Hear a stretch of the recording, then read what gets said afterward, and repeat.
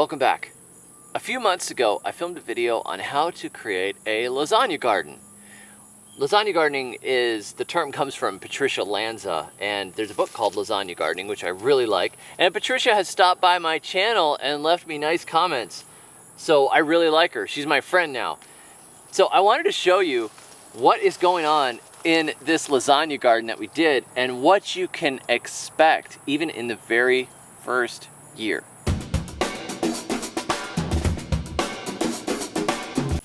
First of all, we planted a few sweet potatoes in here because they always seem to love these mulchy gardens. And the sweet potatoes that we put in this lasagna garden look so much better than the sweet potatoes we were growing in the native soil, which can barely be called soil. These are nice, well-shaped sweet potatoes, and they are making nice clusters, whereas many of the sweet potatoes that we had in the other gardens were only making one potato, or the potatoes were all chewed to shreds. Miserable, sad sweet potatoes. These are much nicer, better shape, and making good clumps.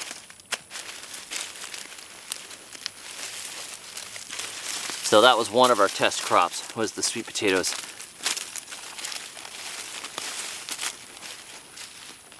And they're still coming. Clumps of sweet potatoes. Don't want to miss any. We just stuck just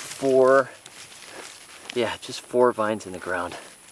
Got a pretty good bit of sweet potatoes out of that, and if we waited till the end of the year, we would have got even larger sweet potatoes.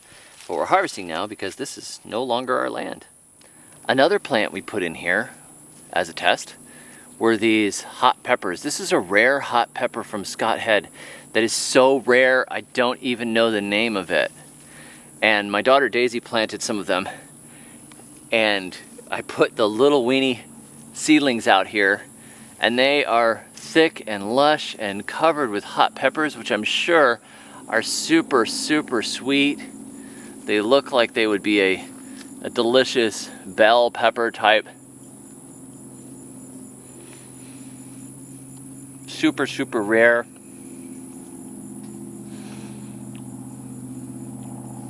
Hotter than the surface of the sun. So they're doing good, and they love lasagna gardens. Our last crop that we planted in here as an experiment was our Jerusalem artichokes. These Jerusalem artichokes look quite well. They have fallen over a bit, some of them, but they look really good and healthy and happy in here, which is good. The best crop that you get out of your lasagna gardens, however, is this. There's lots of fungi in here, all these wood chips, and what's happening is soil is being built, and soil is where all good crops are coming from. Look at all the roots in here from the crops. We get down here to the native soil beneath. Hard, rough. And then we look at this lasagna gardening soil. This lasagna garden that is on top, and it's going to slowly filter down and improve the soil beneath.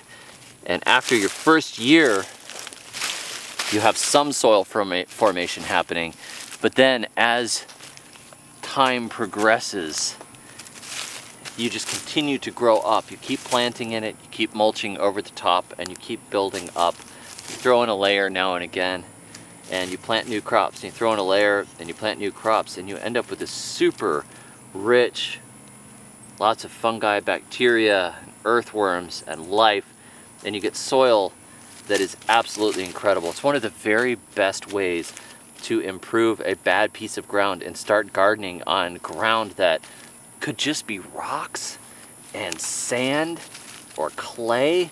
We did this in rocky Tennessee clay, and we built beautiful soil, and the clay underneath over time started to soften, and it got better and better and better. So lasagna gardening is a great way to grow soil, and if you have healthy soil, you'll have healthy plants. So if you don't have the book, Lasagna Gardening, I will put a link to it below. It's very good. Similar to Back to Eden gardening or Ruth Stout's gardening method, but it's Patricia Lanza's own recipe for building soil, and it's a lot of fun. And it's also a method that I cover among many other methods of making compost and soil building in Compost Everything, the Good Guide to Extreme Composting, which makes composting easy and it reduces it down to simple backyard processes that you can do, anybody can do, without spending money or building special infrastructure. Compost Everything, the Good Guide to Extreme Composting. I'll put a link below. Thanks for joining me. It's really fun to come back and see this after a few months and realize that it works. It consistently works. And it's a lot of fun. Catch you next time. And until then, may your thumbs always be green.